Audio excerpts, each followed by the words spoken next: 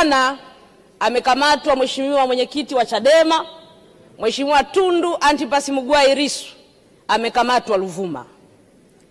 Tungependa serikali, kwa kuwa yule ni kiongozi mkuu wa chama kikuu cha upinzani, taarifa za kukamatwa kwake na sababu ziwekwe hadharani, Watanzania wazijue na haki itendeke kama Mtanzania mwingine. Taarifa mheshimiwa. Taarifa.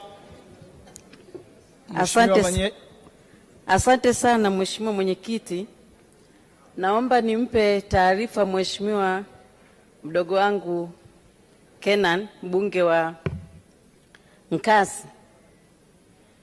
Kwa kweli ningekuwa mimi nafasi yako, nisingesimama kumsemea kiongozi asiye na heshima kama yule.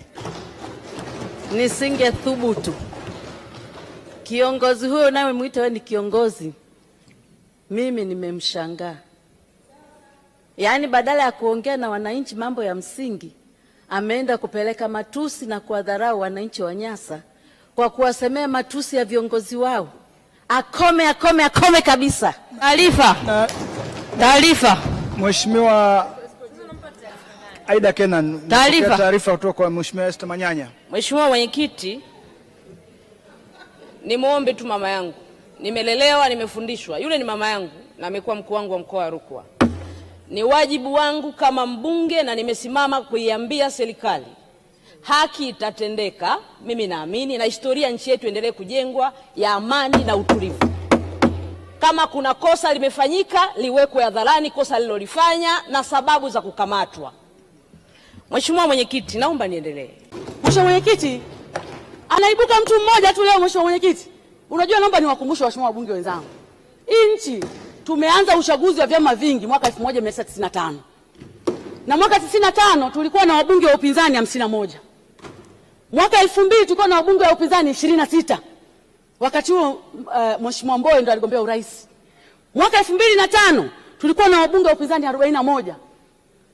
Mwaka 2010 tulikuwa na wabunge wa upinzani 89. Mwaka 2015 tulikuwa na wabunge wa upinzani 116 na 2020 tuko wabunge 28 wa upinzani. Hakuna mtu aliyesema hashiriki uchaguzi mpaka tufanye mabadiliko ya sheria. Hakuna mtu aliyethubutu kusema hivyo. Hakuna mtu aliyesema tuingie barabarani tufanye uasi kwenye chaguzi zote. Leo Mheshimiwa mwenyekiti, kuna mtu mmoja aliyekuwa na tamaa ya urais ameukosa kwa sababu anajua Samia amefanya kazi, anataka kumwaga mboga, anataka kumwaga ugali na maji ya kunawa. Hatuwezi kukubali. Hatuwezi kukubali. Ukweli ni kwamba kwa namna ambavyo mazingira ya uchaguzi yamewekwa, kwa namna ambavyo wameruhusiwa kufanya mikutano ya hadhara, kwa namna ambavyo wametumia vibaya nafasi yao ya kufanya haki ya demokrasia, wamegundua kwamba wakishiriki uchaguzi huu hawapenyi, ndio bana wameweka mpira kwa pani.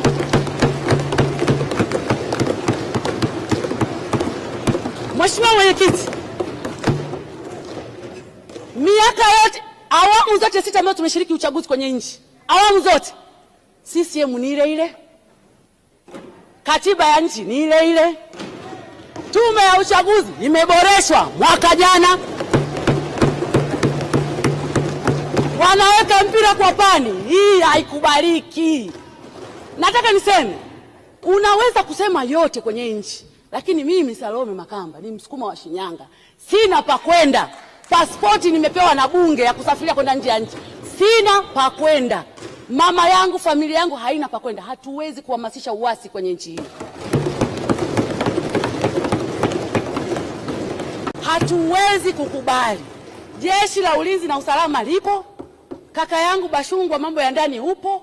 Tekelezeni wajibu wenu. Hii nchi ni ya demokrasia. Kuzuia uchaguzi ni uhaini na hatuwezi kukubali. Na Mheshimiwa mwenyekiti, nikwambie tu ukweli, huyu jamaa anataka kupiga changa la macho. Chama chochote cha siasa lengo lake namba moja ni kushika dola. Lengo lake namba moja. Sisi hatufanyi kazi ya uharakati hapa. Sisi mimi najua siasa ni kushika dola. Haiwezekani hata siku moja wamekaa nje huko Leo watu waendelee kukaa nje huko, hatuna kambi rasmi ya upinzani, hatuwezi kurudi bungeni kama wabunge, alafu unasema sisi ni wanasiasa. Hapana, ni lazima tushike dola. Wabunge wenzangu walioko nje naungana nao, lazima turudi humu ndani kama tulivyokuwa zamani. Lazima tukae humu ndani kama tulivyokuwa zamani. Serikali ishauriwe, ipokee ushauri, na sisi tushauriwe, tupokee ushauri, tulijenge taifa moja kwa umoja. Hiyo ndio kazi ya chama cha siasa.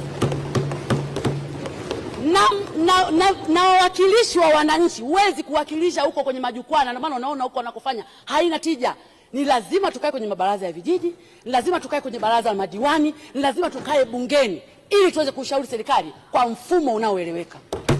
Huwezi kuishauri serikali nje ya serikali, Mheshimiwa Mwenyekiti. Kwa hiyo mimi rai yangu, tunataka uchaguzi na tuko tayari kushiriki uchaguzi, na hatuko tayari kuungana na mtu ambaye anataka kupindua nchi hii. Taarifa Mheshimiwa Mwenyekiti. Taarifa wapi? Mheshimiwa Ole Sendeka.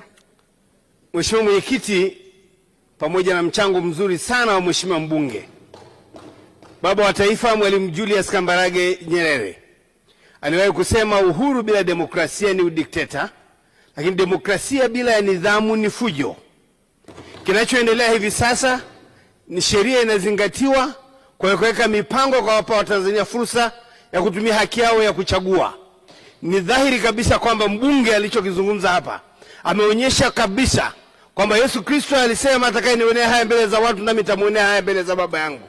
Hakujali itikadi, hakujali jambo lolote.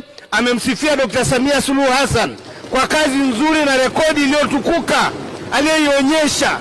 Dunia inajua, Tanzania inajua, wapinzani wanajua. Asante.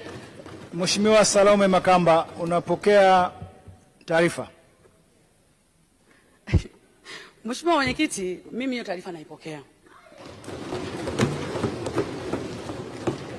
Kazi namba moja ya chama cha siasa ni kushika dola. Huwezi kushika dola kwa kwenda kwenye vyombo vya habari. Huwezi kushika dola kwa kwenda kwenye mikutano, kwenda kuwaambia watu wafanye uasi na uhaini. Unashika dola kwa kushiriki chaguzi huru na za haki.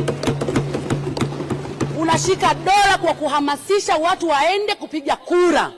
Unashika dola kwa kuwa na ushawishi kwa vyombo vinavyotoa maamuzi ndani ya nchi hii. Na kwa kufanya hivyo ndiyo njia sahihi ya kueleza yale ambayo unatamani yafanyike ndani ya nchi yako. Na tofauti na hapo, Mheshimiwa Mwenyekiti, ni kinyume na katiba na ni uasi na ni uhaini kwenye nchi yetu. Nakushukuru sana Mheshimiwa.